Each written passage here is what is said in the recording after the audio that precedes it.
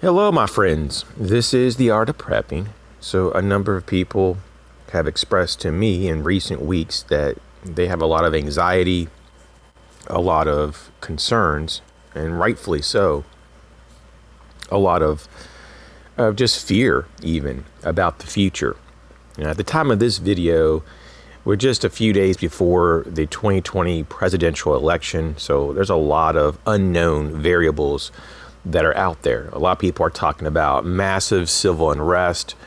Other people think that it's going to be very mild, that if there's going to be any civil unrest, it's just going to be in larger cities and there'll be just small pockets of people.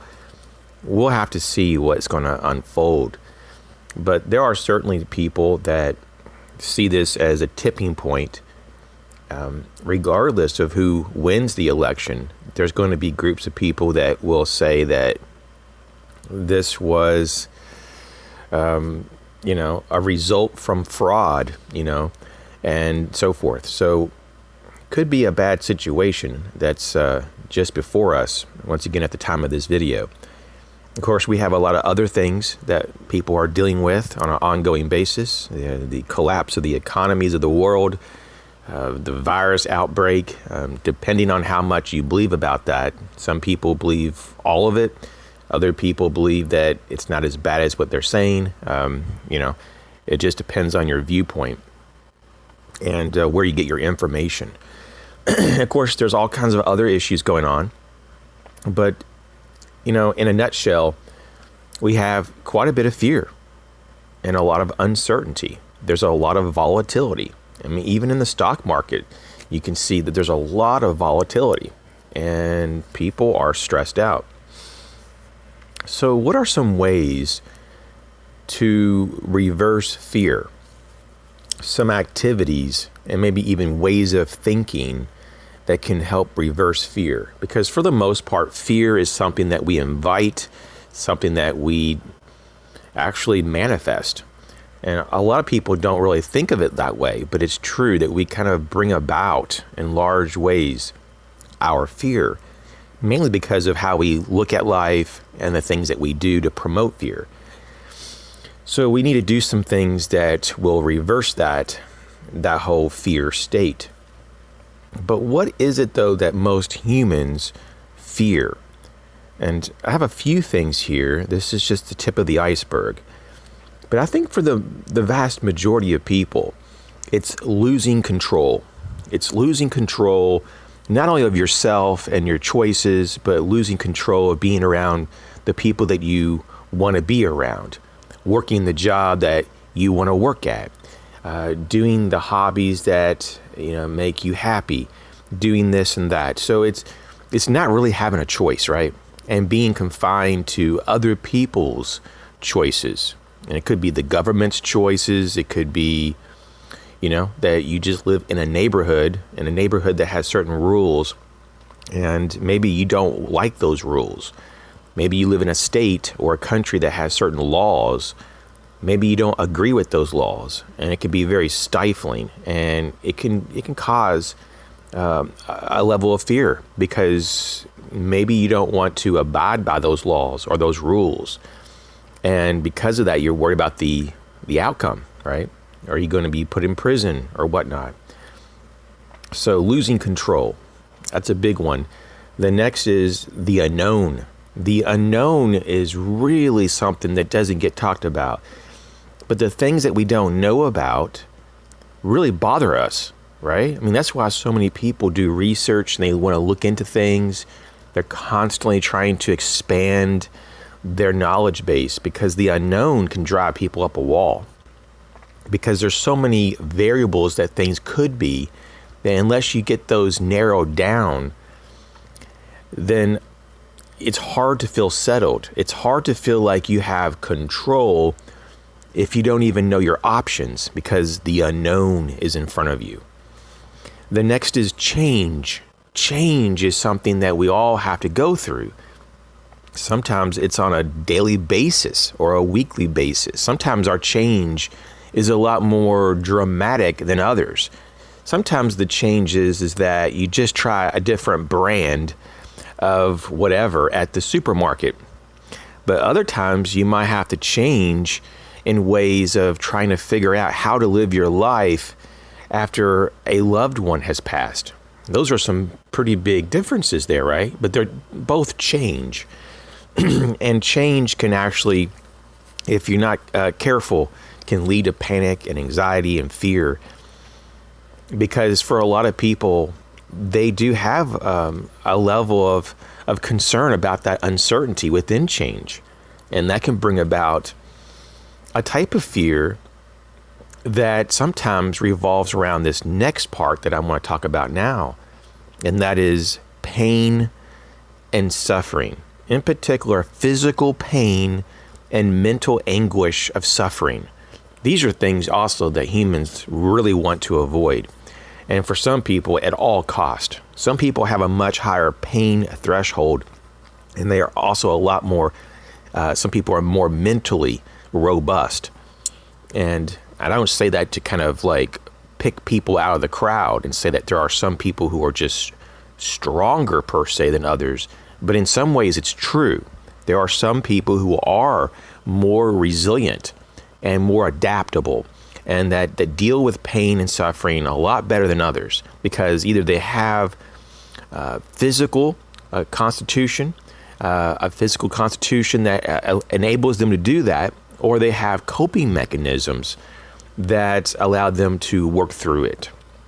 Now, at this point in the video, I just want to now talk about some ways to reverse the fear that you find yourself in sometimes. So these are some activities to consider. And I invite you to kind of listen to these and then maybe kind of just think about it after the video's over, to kind of look at the big picture as well of what I'm trying to say. So the first thing I have to say here is that you'd want to do things that you have control over, right? So you don't want to just, if you're fearful, you don't want to be doing things that you don't know what you're doing, but you want to do things that you have control over, because empowerment leads to positive, successful momentum. And so you can literally move incrementally yourself, mentally or physically, out of a state of fear by doing things that keep reinforcing, once again, physically or mentally, that you have control. Another activity is to just learn how to relax.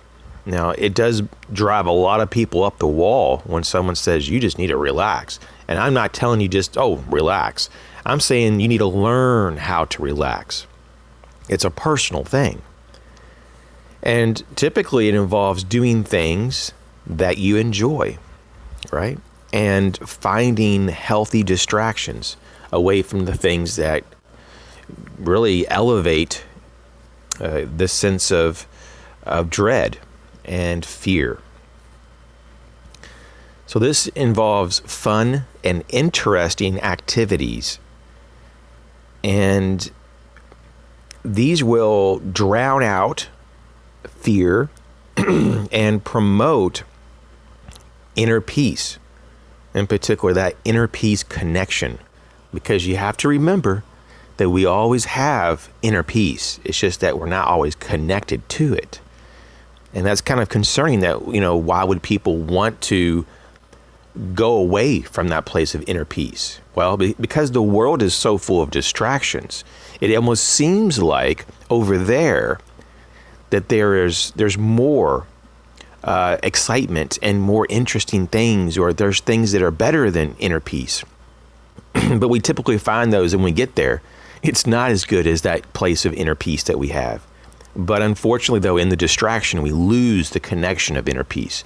So we have to learn how to get that connection back, to reinstate the connection. And relaxation techniques is just one way to kind of help bridge yourself back to that place of inner peace. Another type of a technique is to find someone to laugh with. And if you're alone, find something to laugh at. And this whole thing about humor changes your biochemistry, and if you really look at this just objectively, it's hard to be anxious and fearful when you're laughing. And I mean, I couldn't say that any clearer. It's just that way, especially if you're having panic attacks, or if you really just feel like you have a big ball of anxiety in your gut. It's like, find something to laugh at, or just laugh at yourself even. Just look at everything as it really is. And there's a lot of just this, I almost call it sometimes like cosmic comedy. There's just like all these funny, intrinsically funny things all around us. And sometimes we just have to realize it. Another thing that you might want to consider is to do research and to learn about why it is that you fear something, and to learn about something that you know little about. And so you take a little bit of the mystery out, right? You take some of those variables. You get a little bit more control, because you lessen the unknown. You reduce the unknown. So the more you know, the more options you give yourself. Also, you might want to try to learn to trust yourself more than what you are currently doing. And you can start the process by being honest with what you believe in. With what you believe in. And ask the question, are you living a lifestyle that is agreeable to yourself? Do you approve of your lifestyle? Do you approve of the way you think and what you do? If not, then you need to make changes, because you will not be in a place that you will find acceptable, and you will not be able to grow as you can be if you're not living a life that you should be. So the opposite of fear is comfort and peace and happiness and confidence, trust, curiosity, courage, calmness. And one that a lot of people just don't think about, but spiritually speaking, the opposite of fear is faith. So do these things and you win against fear. I hope this helps. Thanks for watching.